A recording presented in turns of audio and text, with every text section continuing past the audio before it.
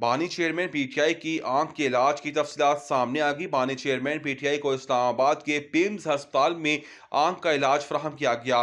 ہسپتال کے اعلامیے کے مطابق بانی چیئرمین پی ٹی آئی کو آنکھ میں تیسری اینٹی VEGF انفیکشن دی گئی۔ اعلامیے میں بتایا گیا ہے کہ انجیکشن سے قبل ماہر امراض چشم نے مریض کا مکمل معائنہ کیا اور انجیکشن تمام حفاظتی اقدامات اور طبی پروٹوکول کے تحت مائکروسکوپک گائیڈنس میں لگائی گئی۔ اعلامیے میں مزید کہا گیا ہے کہ اسپتال نے تمام طبی پروٹوکولز اور حفاظتی اقدامات کو یقینی بنایا ہے تاکہ مریض کا علاج کامیابی کے ساتھ مکمل ہو سکے۔ طلباء کے لیے خوشخبری، ایک اور صوبے میں تعلیمی اداروں کی چھٹیوں میں اضافہ۔ بلوچستان میں تعلیمی اداروں کی چھٹیوں میں 31 مارچ تک توسیع کر دی ہے۔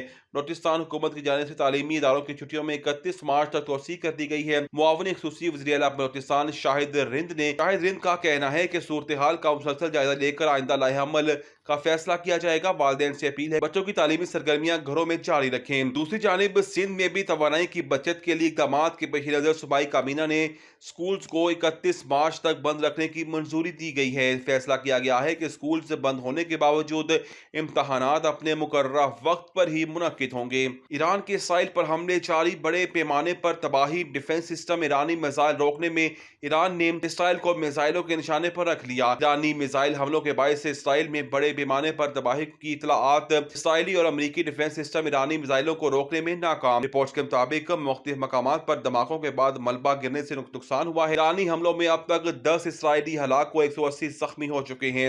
حملوں کی حالیہ لہر میں اسرائیل کا ایٹمی مرکز بھی ایران کے نشانے پر رہا۔ امریکہ اور اسرائیل کی مشترکہ کارروائی Persian Gulf Central Broadcasting Company کو نشانہ بنا ڈالا۔